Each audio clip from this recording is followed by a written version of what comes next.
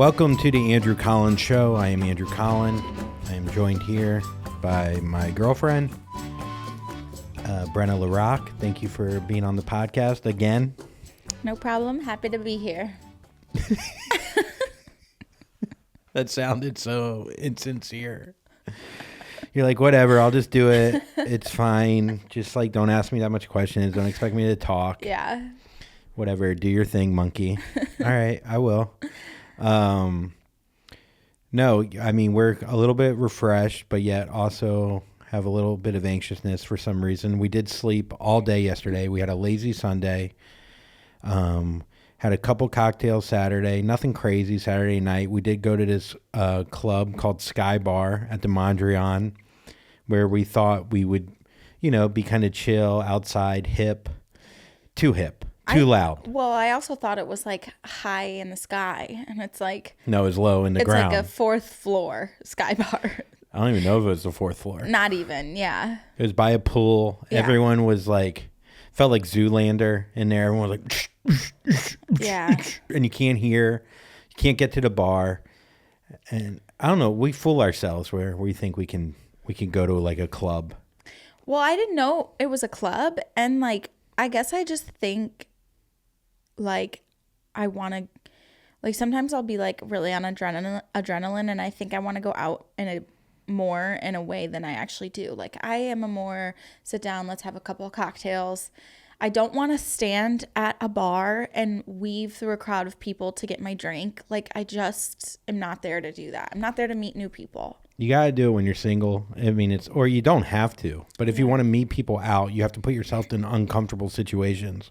When you've been in a relationship for 2 years or 2.5, well, I don't know where we're at now. 2. But we've lived together for over a year. Mm-hmm. The idea of waiting to get a Tito's and soda any longer than 3 minutes is insane. I'm not going to wait in a line. I'm not there for the vibes. I'm not there to maybe meet a random person and be like, dude, you're from Florida too? Yeah. Like that whole thing. I don't need it. I don't need that.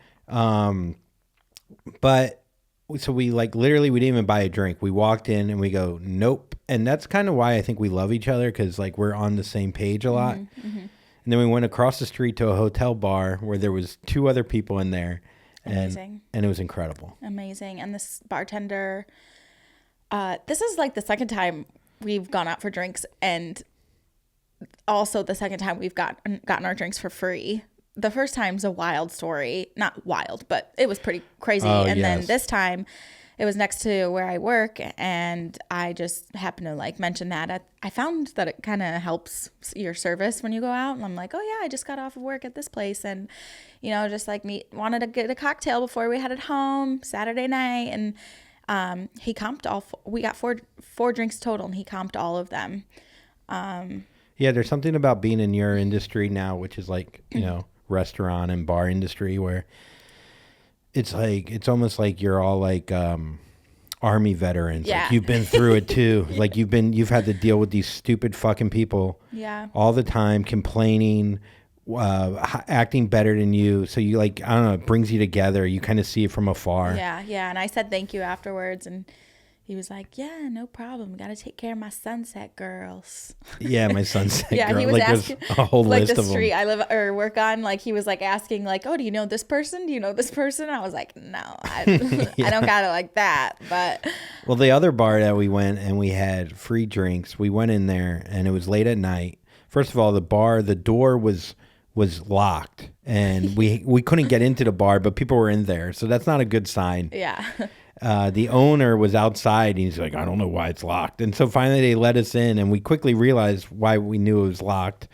Because, nobody knew what was going on. No one knew what was going on in there. But it was a very nice establishment. It was a beautiful bar. I heard that they had just opened too. And so, I got the impression that it's privately owned. So they're probably still trying to establish like policy and whatnot. And so our bartender comes over to us. He has glasses on, and they're dirty. The glasses are dirty. His eyes sweaty. are dirty. For somehow, it's like he has 4 eyes, but none of them are working. I mean, he was like, he looked at us through us, like he had dead eyes. Mm-hmm. They were so dead. like to the point where me and Brenna were like, it's this, when things happen like that, you're like, we are in a simulation. This isn't real life. Yeah. There's no reason why this guy has these dead eyes. Yeah. And I see that he's hammered. I don't even want to order a drink from him. Well, I went to the bathroom and I was like, order me this drink. And so I was gone when you realized how hammered he was. Yeah. I ordered a spicy margarita and then, I don't know, some other like cheesy drink. I don't know. I forget what it was. Like a Pim's Cup kind of thing. And he goes and makes it. I'm watching him make it and it's so slow. He looks like if a turtle had no legs. That's how slow he was moving. And he's making the drink and he makes one of them. And it's taking him forever. You've already come back at this point. Mm-hmm. And I see him with his finger, which I think had a cut on it, in the spicy. That's where the spice comes in, I think. And he just has his finger just dangling in the spicy margarita. Yeah. Well, he's carrying it over to us. Yeah. And he's holding it like his hands over the top of the cup. He's holding it with his fingertips, but one of the fingertips is inside the cup, and he's bringing it over to us. And by this time you've let me in on, hey, this guy's hammered. And I'm like, God, that's disgusting. I don't want to drink that. I'm like, really, like, I don't know what I'm going to do when he drops his drink off. It's like awkward approaching a blacked out person. You don't know what they're going to be like. Then he forgets that he's bringing it over to us and puts it under the bar and just kind of like is just glancing around and sees us at the end of the bar and comes over to us like he hasn't already talked to us once before. What can I get you guys? Andrew goes, what? Because, yeah, he literally said it like he's never talked to me before. He just made the drink. He forgot who he made it for. He goes, what can I get you? And I forget exactly what happened. I know exactly what happened because I told all my coworkers this story because it's insane. Yeah. So then you go, what, man? And he goes, what do you want to drink? And you go, well, we already ordered from you. And I'm like, I'm stepping in because I'm pissed off now too. And I'm like, you know what? I actually don't even want what we ordered. Can you just pour me a glass of wine? Because I don't want him to be in charge of making me a drink. All I want is him to pour something out. That's all he has to do. Then he just has to bring it over to me. And he looks at me after I said that and he goes, yeah, see, that's why I asked. He did gaslight us. I was like, I want to smack you so hard right now. But you don't hit a man with glasses. No. And so then you reorder something. Bring it up. He brings it over. I reordered anything that didn't revolve him trying to stir it with his finger. Yeah, I think you ordered a glass of wine too, and then we're drinking this wine, and so he could hold it by the stem. Oh God, yes. And it took him forever to pour, and I just was like, this is unacceptable. So then we get our wine, and I can see behind the bar there's a mirror, and I can see another worker come down the stairs, and he's kind of just standing at the bottom of the stairs, like watching the bartender and just staring. And then I turn around and I go walk over to him and I go, hey, listen, your bartender is blacked out right now. I think you need to get him out from behind the bar. You ratted on him. I ratted on his ass. I was pissed off. And then he goes over there, says something to him. The blacked out guy is just looking at us now from the end of the bar. And I'm like, we Andrew, think he is. Yeah. He came back to us. He goes, he can't see us. He came back. He goes, so what can I get you? Just goes on 35 fucking times. So then he's fired. Yeah. Not fired. He was relieved. He gets. And then our guy made. And then our guy comes up to us and he's like, oh man, he's telling us all these excuses. He's like, this is what happens when there's multi-level management. This person was supposed to be watching upstairs tonight. They called out, and downstairs they called out, and it's all me tonight. And he goes, and the rule is you're only allowed to have one drink an hour. Yeah. The guy's been there for 6 weeks.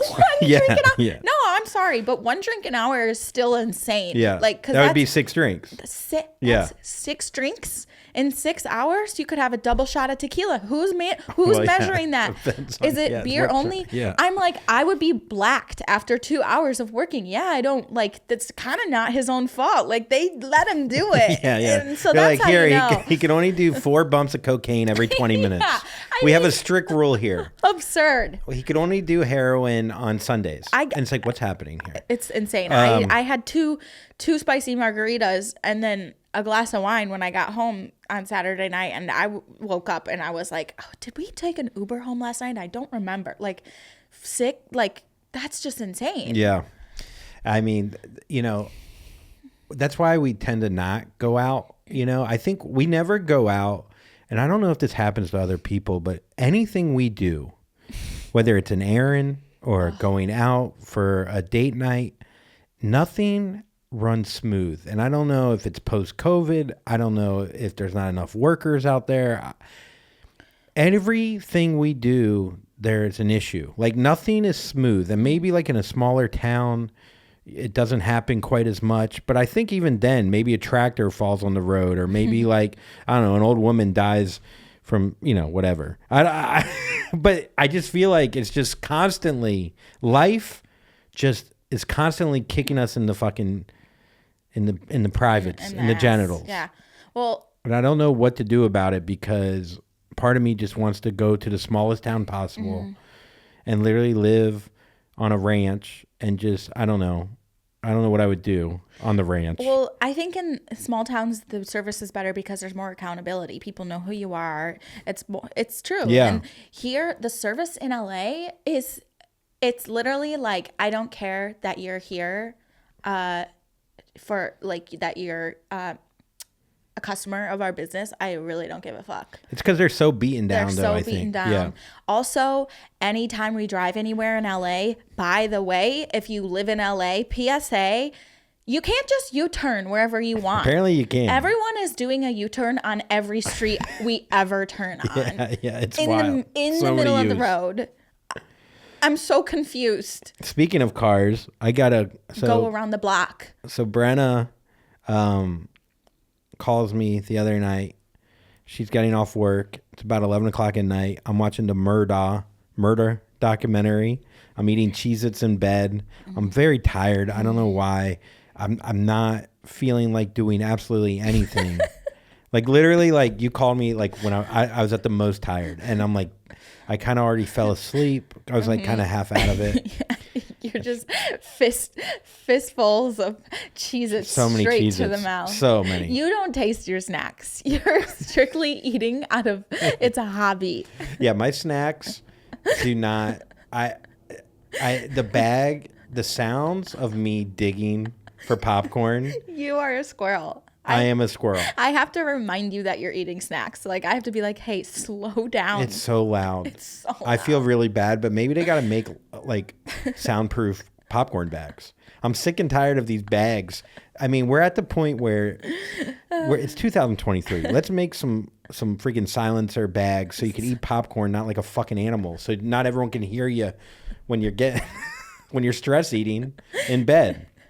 Cheez-Its does it right with the box. Put everything in a box. So anyways, but then there's the plastic bag inside the Cheez-Its. Yeah. Stop with the plastic. No, because then they'll get stale. Yeah, but not the way I eat them. I was going to say, you eat them fast enough, actually. We could just... They should have ready-to-eat snacks so you don't hear yourself this is fucking... The problem. We go to the grocery store and get let's get like some crackers, a bag of chips, and a bag of popcorn. It's gone. That runs out before our next grocery trip. You love a snack. I do love a snack. Yeah. So I'm eating a snack, and I get a phone call, and it's I could tell Brenna is in distress, and I know that because that's every phone call, but especially this one. When I'm not at home, I'm stressed out. Every time. Brenna runs on, I don't even know exactly. I don't know if you've ever had a chill day in your life. What the fuck? Like, even yesterday, we did not leave the bed, and somehow I was on edge because I didn't feel like you were relaxed enough. But really? No, you did good yesterday. Thanks. For the first time ever. So Brenna, she calls me and she goes, I think there's something wrong with your tire. But by the way, she's driving my car because her car engine is not working. No, my car is working. The engine light is on. And sometimes no, your car's not working. Your car has no acceleration. We have to bring it in. We're both lazy, but we're like, well, we have this car. We don't have to fix that car. Why? Who cares? Who cares? Let's just leave it there. We're not spending a ton of money. Just on the street. We're so stupid. So anyways, her car's just sitting there. She takes my car, my badass Toyota Corolla, not to brag. She calls me. She goes, I think something's wrong with the tire.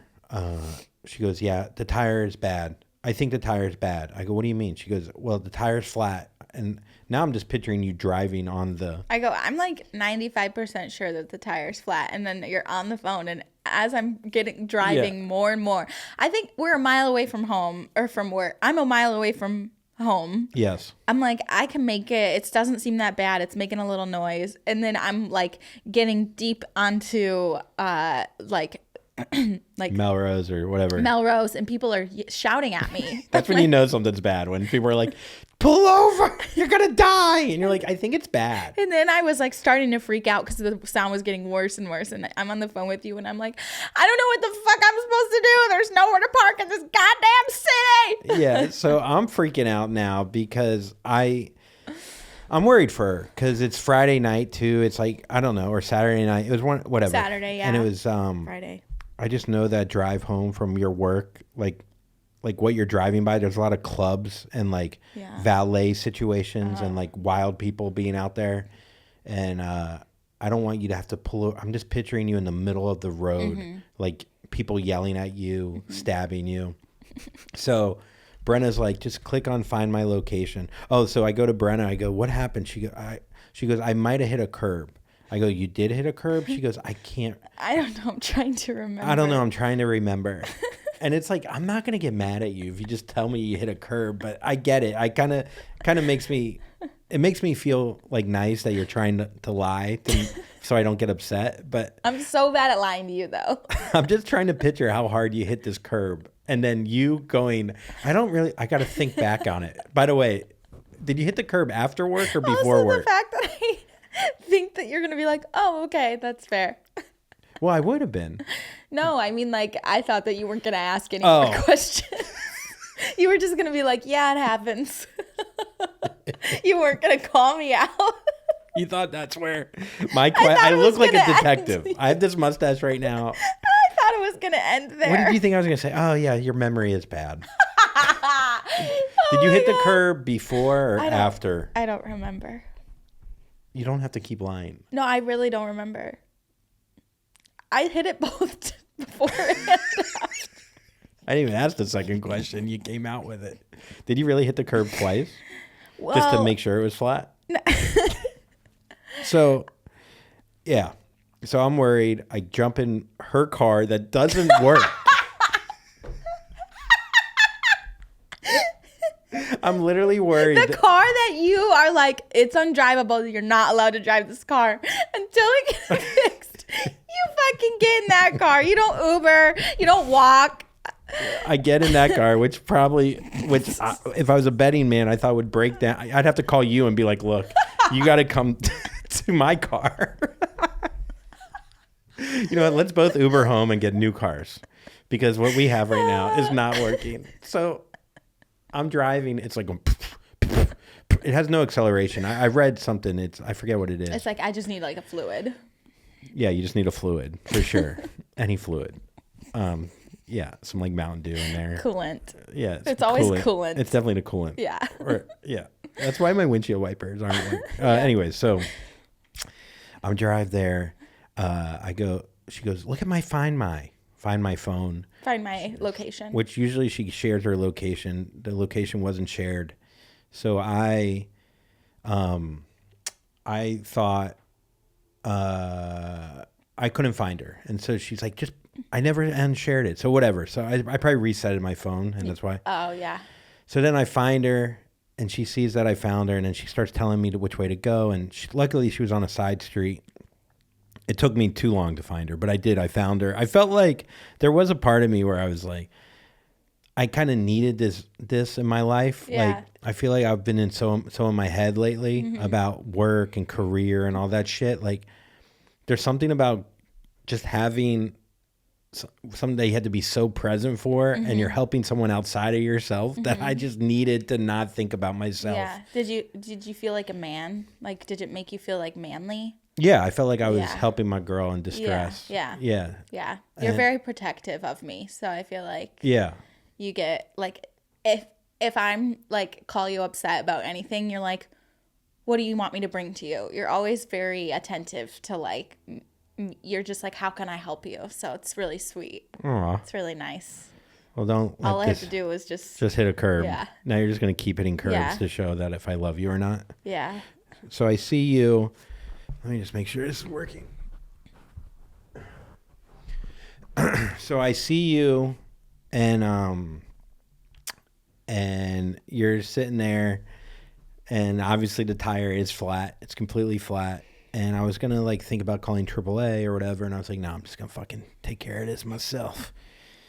And I've only changed one tire other than this tire. And so I'm on TikTok. Yeah. And I'm literally TikToking how to change a tire. And they're pretty good on there. And I get it cranked up. I'm trying to crank it up. You're taking photos. You're like laughing about all of this. And I'm like, Because you're so frustrated with me, but you know I didn't mean to. So yeah, you're we just don't know, like- yeah. actually. We still don't know. If I ask you another question, you might say I meant the whole thing just to show if you love me or not. Yeah. So I crank it up, which took forever. I don't know why. It was hard to crank. Then I tried to unbolt it, and I couldn't unbolt it. Oh, meanwhile, you're like I'm like, this is not a joke. This Yeah, is not I'm a game. literally like taking photos. I'm like, wait, give me your phone. Your camera's better. Yeah. I'm yeah. like, babe, take your phone out of your pocket as you're like trying to crank this thing up. I'm just like, I just feel like your camera might be better for this.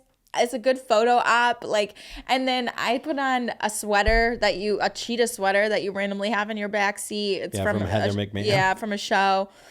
And then I'm like, wait, babe, I have this cheetah sweater on. Can you take a photo? I'm going to hold this wrench. Can you take a photo of me? And then I'm like, no. Now turn the flash on. Like, Yeah, meanwhile, I'm like sweating. I'm like covered in oil. I'm so hot. yeah. Like literally. Yeah, So just fucking, your hands are dirty. my hands are dirty. I tried to feel help like a you. real man for the first time in 45 years. Yeah, I tried to help you by like lifting a tire up, and I was like, I can't lift it. It's dirty. Oh, you got to help me, mister. Yeah, mister, Pretend I was a please. stranger. Yeah. Mister, help me, mister. So, and then I have to get the bolt off by like using my foot, and I Yeah. just fucking stomp on it, and it made a loud sound, and you got scared, which turned you Yeah. on even more, I'm sure. Yeah, and then meanwhile, you're like also watching the people walking by, like making sure I'm safe, like they're not dangerous or something. Yeah. And I was like, wow, this is hot. One couple walked by and they're like, look, that's a real man changing Yeah. his tire. I'm like, can you help? And I was like, that's my man.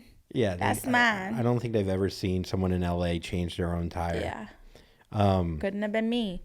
So, by the way, tires, the spare is the smallest thing. It's a bicycle tire that they make you use, I think, so you have to go and buy another tire. Like, it's all there. There's Well, something. yeah, I think that they should give you another tire with your fucking car purchase. Yes, a full-on new Not tire. a fake tire that's Yeah. you can only drive 70 miles on it. And I was telling a coworker that this happened, and I was like, yeah, we're gonna have to get a new tire. And she's like, yeah, and then you're gonna have to get another new spare tire too. And I was like, Fuck that. God No, damn I'm it. putting that spare right back. yeah, Spare me. spare. So we put the spare on, and you drive back your shitty car. I drive back now my shitty car. Yeah, that was a wild night. I mean, it brought us closer together, I think, Yeah. in a way. I don't know. I think we kind of needed something like that in our life. Nothing is funnier to me. I'll take that back. It's very funny to me, like you being kind A of man. mad. Oh. No, when you weren't mad, but like you're just kind of being frustrated. Like maybe it's a stress response, and sometimes I just giggle when you're mad. Yeah, I don't like that I know because nobody likes that. I Yeah. know. I think it's like I'm just trying to like lighten the situation because I know that I'm the reason why that this is happening, and there's nothing I like could really do to help you besides I don't know if I can take some content pictures, I guess. to help your brand. No, I don't. I don't ever. When I get mad, when someone gets frustrated and then the person laughs at that person, while they're calling the frustration, there's no way that I go, you're right, I am being. Yeah. Yeah. Yeah. It's like telling somebody to, like, you need to relax. Yeah, I when do they're that like, to you yeah, sometimes. I do need to fucking relax. Well, there's nothing worse than telling a woman to relax. Yeah. When you need to go through it, you need to calm down on your own without someone. There's some, I don't know. Women do not respond well. No. To that.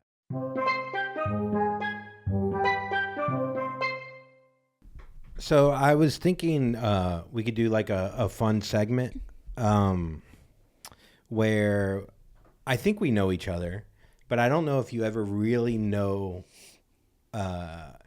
I think like the first 10 dates, you really ask a lot of questions. It feels like an interview a little bit. You get to really know. And then you kind of go on cruise control for the rest of the relationship where you're like, I had no idea what your favorite color was. That brings me back. I think it's funny that you're like on the first 10 dates, you really ask a lot of questions. And I'm thinking about like, okay, first date, you and I had a lot of fun. We just were giggly and like had a great time together. Second date, we asked each other a lot about like sex. Really? Yeah. Which was interesting. And then the third day, I was pretty sure we both were wearing robes and in your bed and just like having a lazy day together. And you looked at me and you were like, isn't it weird? Like, I kind of just feel so comfortable with you. And I was like, yeah, same. Like, I don't really know if we did ask each other that many questions. That's true. Maybe it was 2 days. I think we both just discovered we were both lazy and we were like, yes. Yeah. Finally. You like snacks in bed? All right. That's the last question I'll ever ask you. Yeah. I mean, I think there's a beauty in that where like you don't feel like you constantly are judging the other person or like they have to qualify for you. Like you kind of just have the feeling of the person and you don't need the reassurance through like weird questions. Yeah, I think COVID expedited a lot of relationships. Like so many people got married after like 3 months, or you move in together and you're like, well, the world's over. So you might as well die together. Comfy, yeah. Be in robes, comfortable. The best. But now that we've lived, unfortunately, I figure why not do. We weren't really planning on being here, still being here when we entered this relationship. Yeah, so we might as well learn more about each other. So shit. I was thinking of like, I don't know, I literally Googled like what are some good questions to ask your partner. And this thing came up and it was from Oprah Winfrey's website, and it's 110 questions. Obviously, we're not going to do. Yeah, I feel like Oprah knows her shit. Like these are probably great questions. Yeah. Okay. I'm sure they gave more thought into them than the questions I've asked you over the years. Yeah, probably. But I think if you're in a relationship at home, maybe it would be fun to do it at home too. And if you're single, maybe you can just answer them to the mirror. That sounds sad, but I don't know. I just don't want you to feel left out. All right. So we're going to start. We're going to do the first 5 and we're going to work our way down. And I either think we're going to love each other more. Okay. Or you'll stab me by the end of this. Okay. I'm really nervous. I have like butterflies in my stomach. I found something else to worry about. Oh boy. Here we go. Okay. Who was your first crush and what were they like? My first crush was, I think like, I'll say first crush, like what I can remember, because I had little kid crushes, but my first crush where something happened, his name was Justin. Fucking bitch. And show me his Instagram after this. And I think that we dated when I was in like 8th or 9th grade, probably like 9th grade. I was probably like 13. And he was, it was really tall. And he's really smart. He was really smart. This guy's crushing me. Yeah. And he was really a sweet boy. He was like very respectful to me. We were so young that I think like most boys are. How did he ask you out? Do you remember? I don't remember, but I do remember he was like the first boy that I made out with, and I think it was my first kiss. Wait, yeah, we were each other's first kiss. So your first makeout was tall, smart, and yeah, gentleman. Yeah, and now he weirdly enough, like he made a connection with my dad because my dad went to the Naval Academy and he went to West Point, and they like This guy went to fucking West Point. And Dude, I don't know if I don't want to do this. He like tutored me in math when I was a senior, and it went full circle. So you first crush was a war hero, tall, hot, smart. Fuck my life. He's married now. All right, thank God.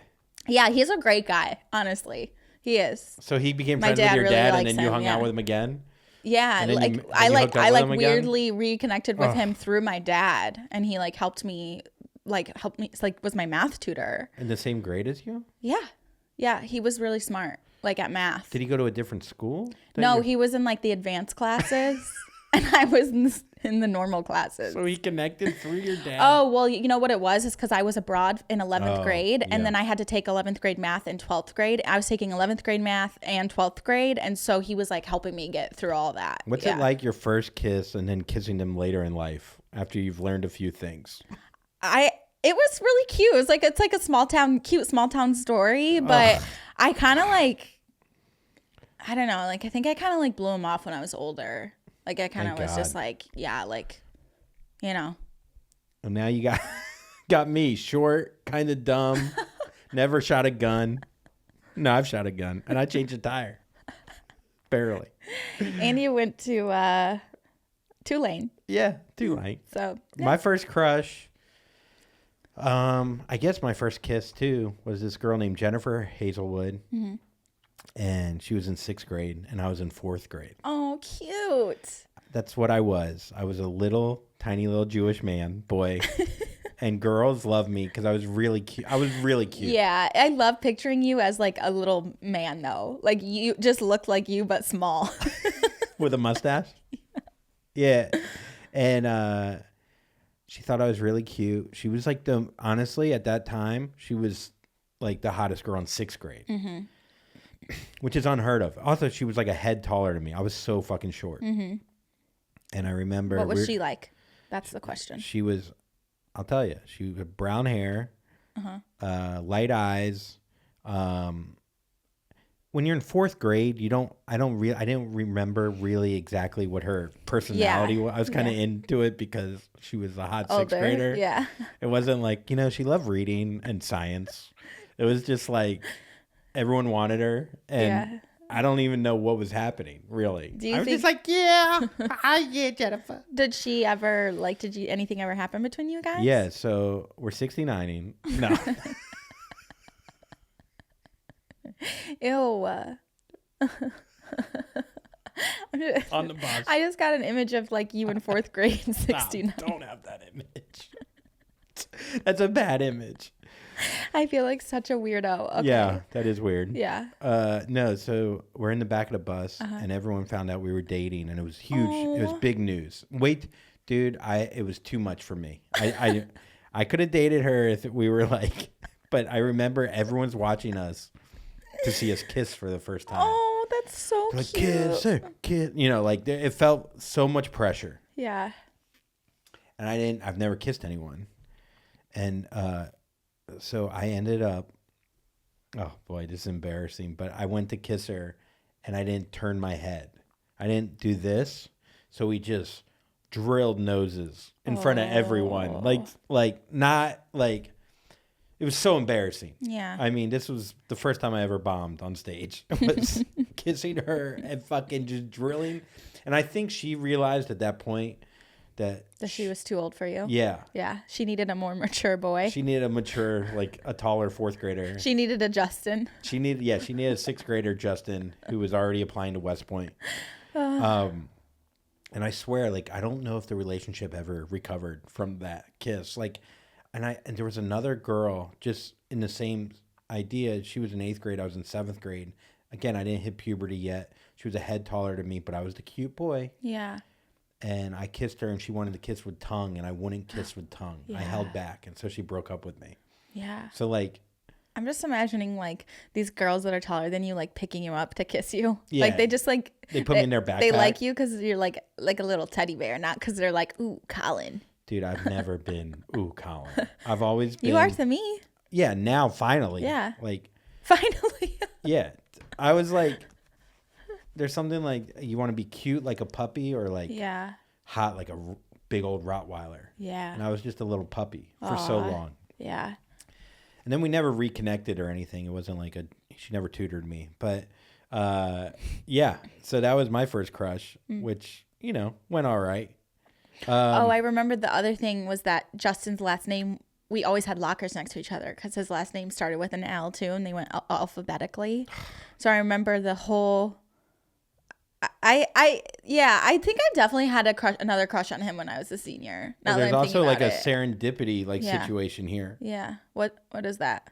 where you're like meant to be together, same last name. Yeah. But if you were right next to each other in lockers, why did it take your dad to meet up again? Not like meet up. Like we always like said hi. Like we were always friendly. Like throughout. Like when we didn't date each other anymore till like senior year. I remember I liked him because he was like a jock. He was like a jock and like ran with like what was popular in my school, but he was always like nice to me. And all right, enough about Justin. Yeah. I can't. You're like saying it and you're getting googly eyes. no, I'm just like No, they're googly. No, they're fucking not. googly, dude. No, they're not. Oh God, I'm gonna get in trouble. And then you'll laugh at me when I get angry. All right, can you describe what your first heartbreak was like? Oh God, this is probably gonna be.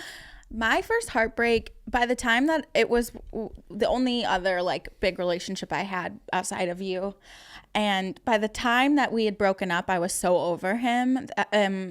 That actual moment of impact wasn't really like.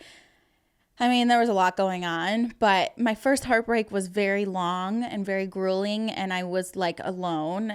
Like I had just moved to St. Louis and like was in like a dangerous situation with him. He was not a cool dude, so it was just like he didn't make it easy on me. Like I feel like if you and I split up, like you'd be like, I understand if that's like what you would make you happier because you genuinely care about me, but it was just like really hard and like a very like isolating experience, especially because I had just moved to a new city and I didn't have friends and family. So how are you able, or how long did it take you to recover from the heartbreak?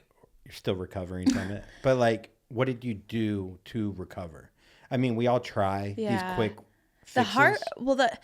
The heartbreak, honestly, like what he had done to me was just so horrible that it really didn't take me long. Like I felt like very like kind of over him pretty fast. I would think I was like still emotionally attached to him, but I wasn't like longing to be with him or like in love with him again. You know, I was kind of like, bye. Sometimes when it's, but to get over like the relationship and what had happened in it took me a few years, and I just like kind of like went on like everything was going to be okay. And, you know, I didn't really have like one way to do it. I think I just like, I didn't like really like get serious with anybody for a really long time. Mm-hmm. Like I never took any, like I didn't really take like love seriously because I didn't want to for like, you know, however long it was between him and you basically. So I feel like sometimes, I guess if you could find the silver lining, is when things are so bad, it forces your hand to get out. You know, if they're like just kind of bad, you just stick around, and next thing you know, it's 30 years later, and you're like, I've kind of lived with a kind of monster. Yeah. So when they're real monster, then it could give you like that sudden break, which you need to fucking be like, later, put it in the rearview mirror. That was so torturous that I know I never need that in my life. Yeah. Well, the thing with abuse is that it's like really slow, right? Like it starts out slow. And so like you were saying, like it was kind of bad. But then like once we were like away from friends and family and like in a new city, and it's really a very stressful thing to like move to a new city, let alone like be in a relationship and like have to navigate that together. And like you're both going through changes and like all that shittiness. He like literally like physically and emotionally took it out on me so badly to the point that I was like, fuck this. Like I'm in a dangerous situation. So it was like this, like gradual like build up, and then like it gets so bad, and that's when like abusers by then are just so like deep into, or people who have been abused are just so deep in the relationship that it's like, well, where do I go? What am I supposed to do? I have no self-confidence. This person's beat me down in every way possible. But I had made like such good friends in St. Louis, like, and it took me that many years. We were together for over 3 years to like finally admit it to somebody. And as soon as I did, my friends, my friends Kimmy and Rachel, like were just so they were not tolerating it, and like literally held me accountable and were like, you cannot be with him. Like you have to like end this. So it's hard to do that. Maybe with save a friend. my life. Yeah. It's hard to, especially someone at their weakest point, to be like, you have to be accountable. You have to be strong. But you need friends like that. That's why friendship is so fucking important. Yeah, especially at moments like that. It's the gradual abusive behavior that you just don't see it. You don't see, you're too close to it. And sometimes you need a friend from outside to be like, no, fuck this dude. That's really fucked up. Yeah. And then I was so brainwashed too. Like I just was like in a different world. So. Well, you don't think you could ever be happy without him while being miserable. This is actually the first platform that I've ever said. Like, I know that a lot of like, nobody knows. I mean, my family knows what happened, but like, I'm sure that like, I don't know. It's just, well, it's nice that you shared it. And I'm sorry I didn't ask the question earlier in our relationship, and it took Oprah to get it out of you. Oprah. Thank you, Oprah.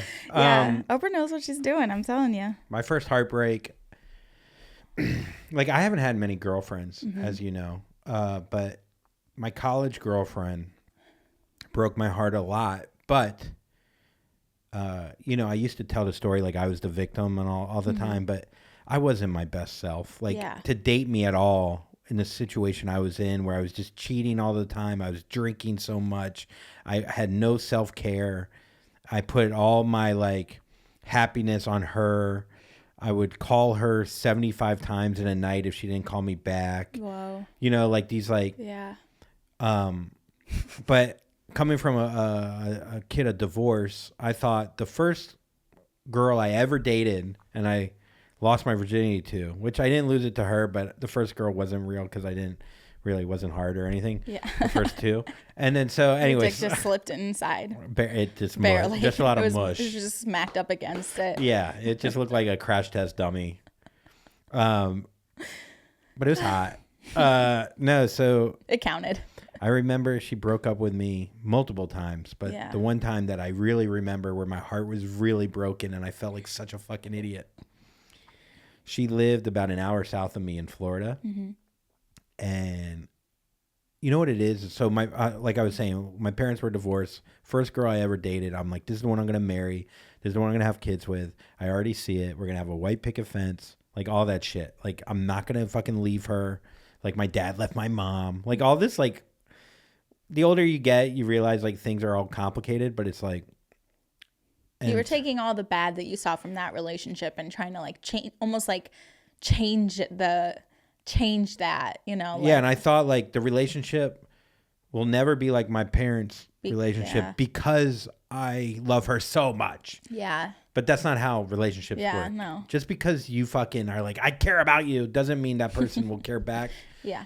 Or like, yeah. So, I just remember, so she was like an hour south, and I saw so many romantic comedies back then. Like, that's how you knew about love back then. The internet wasn't really, like, you couldn't search things out of like, why am I feeling like this? What is going on? Why can't I search a TikTok and learn about myself?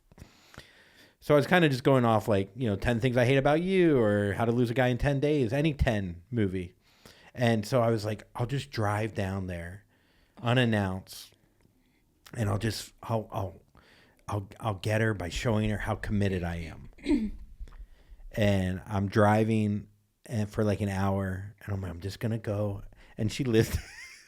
So this is what did you listen to on the drive? Probably like Blink 182 or something maybe sadder. Just Sublime. Breaking Benjamin. I don't know. Maybe what would I listen to called. back then? This was before like emo was really hot. So probably Dave Matthews or something. Oh, for sure. You know, it only takes like 3 songs to drive an hour to Dave. So Yeah. So If you listen to the live versions. yeah, me and Tim Reynolds. So I fucking so I'm driving and I'm like, I'm just gonna show up, fucking show her how much I love her. And the best part is, well, few good parts is she lived in a gated community. So it wasn't like I could just show up at her house and be like, Throw with like rocks at her window, yeah. I had to go through a gate, which ruined the whole. Wait, did you have to call them? Like, hey, So can you the open- guard is like, we have a sad boy out here. We have a sad boy and an explorer listening to Dave Matthews crash into me. It's very sad. So I end up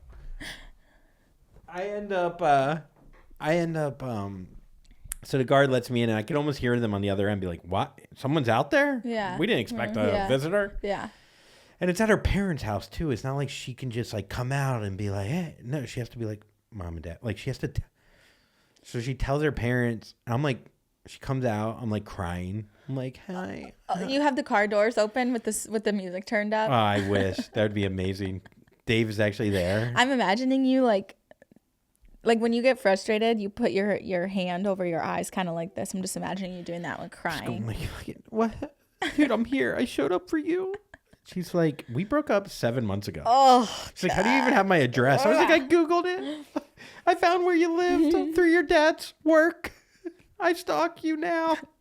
It's been 9 years. Be like, I know. No, but like, she's like, yeah, I don't, this isn't the way to do this. This isn't right.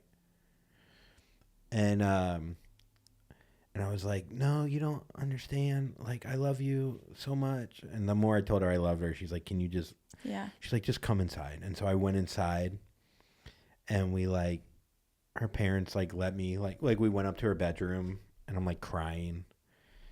And I'm just like. Did she tell you like how it was? Like she was like, no, we're done. Or did you guys get back together? No, she was that like, was it? Yeah, she was like, I was like, can I sleep over? I don't barely have money I have to drive back an hour.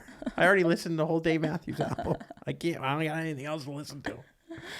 And she was like, no, you got to go. And I don't like, it's so funny though. Like for a long time I held like a grudge. And I think we got back together another time after that. Every time she got back with me though, is like when I would like better myself and be over her. Yeah. I don't know what it is with women, but it's like once you are fully done, there's something. We're going, no, bitch, you're not. I'm going to come back, and now I'm going to come back. Guys do the same thing. Oh, for sure. Yeah. I remember I went to spring break, and I got in amazing shape for spring break. I was like, spring break. Oh, she wanted you. Dude, I tried so hard to get in shape. That's all guys would do is you maybe like before spring break. Yeah. It was all about spring break. Pump iron. In Acapulco, I stopped drinking. I got in amazing shape. And I hooked up with this really hot girl down there. And then I saw her at a club and I just. Bye. Later, bitch. Bye, Felicia. Yeah. And I got back. And literally the first night I get back, she's hitting me up. Yeah. She wants that dick. And I think that's why I was so angry with her. Because I was like, when I was showing my love and appreciation for you, you took it for granted and like left me. But then when I did better myself and like gave you the cold shoulder. As soon as you get over it, they want you back. And that's what hurt the most, I guess. Okay, we'll do. Ask me another one. Hit me. Oh, so this is kind of what was the biggest lesson from your worst? Oh no, that was it. Okay. So I guess what I learned from that is don't ever try. Okay, this will be the last question, and then we'll peace out. What's something you used to believe about relationships but no longer do? Kind of what you touched on, like it's not just like about like liking somebody. Like you have to, I mean, like in adult relationships, it's like really important to honestly agree about like what were those 4 pillars I was talking about, like agree about religion, sex. I'm Jewish, kids, you're Christian. And money. Like, well, those are before things. you get married, you should come to some common ground on those things for a lasting relationship. Set up the like the reality of like what your life together is going to look like how. So it's just, I don't know. I get what you're saying. So it's like, not just about like we're in love. Yes, you have to have an adult conversation that's uncomfortable about what actually are your wants and needs from the relationship, not just now, but in the future. Yeah, but and then also like relationships or marriages are like it's a business contract. Like it's like what we were I don't know, it's more about like you're going into like business with somebody. Think of it that way. Like that's so romantic. I mean, it's true. No, I know. It's I know. true. That's I why know. like you don't just get married. I don't know. I think people are just getting married out here, and that's a mistake. So I guess what you believed is that love is enough to just, but it's not. It's not. No. That's sad. It's true. I know. Because there's going to be times when you like don't like your partner. You don't like what, you know what I mean? Like you guys are just like not on the same page. You can't get to the same page. But if you don't have a foundation of like what you're like, you agree, like your life foundation, then like you're going to just fall apart. Mm-hmm. I don't know. What's tough with that, I find, because I find we do have those conversations and sometimes we don't always agree, is that people change. And if they tell you that they can change and that their mind might, a lot of people that have kids didn't necessarily want them a year before that, or even want them a day before they found out, or a lot of people that are like, this is what I want to do with my career. They don't know. And sometimes when you tell your partner, I don't know, it's seen as this like, well, I need to know. I need to know exactly but sometimes you're just like, I don't, So it's tough. You know what I mean? Yeah. Yeah. What's something you used to believe about relationships but no longer do? I guess I kind of already explained it in the sense of if you just love the person, it'll be enough. But I think the other thing is like you won't have to work as hard at it to make it good. Like it takes work, more work than I thought. Like I'm so chill where I'm just like, today is just another day. Yeah. We're just going through life. Mm-hmm. But that's not how life works. And I had to learn that, I think in our relationship, but just getting older where I just thought, oh no, whatever, dude, we're just dating. Yeah. It's not a big deal. Yeah. Yeah. And, that relaxed mentality and laid backness is cool, but not if someone wants to build a life with you. Yeah. But at the same time, I know you shouldn't have to like beg the person that you're with to like you shouldn't have to beg for their love and like their respect. Like that is on them. You know what I mean? Like if you're giving all you've got and like, I don't know, they're not like, I don't know, like just what am I trying to say? Like, yeah, you have to work at relationships, but like your college relationship, like you shouldn't have to chase somebody around. Like if they want to be with you, they're going to be with you. Right. Yeah. It's very like, and that's their decision. Like you shouldn't have to try to convince somebody to be with you. Yeah. I know it's hard because you're like, no, but you don't understand. I am great. Yeah. And here's why. Yeah. They should already know. Yeah, exactly. That being said, I don't know if this felt very real conversation. Yeah. It wasn't as silly as the first half. We're going to keep going through these questions because I do think that people will learn. Yeah. I think we're learning more about each other. And I think people might, I don't know. Let us know. Let us know. Let us know what you think about it. Maybe we'll make it sillier. I think there was some funny in it. Yeah, maybe. Who knows? All right. Well, thank you for listening to the Andrew Collin Show. I'm Andrew Collin. That's Brenna LaRock. Anything else? Everybody have a good weekend. Bye. Hook 'em. Hook 'em horns, baby.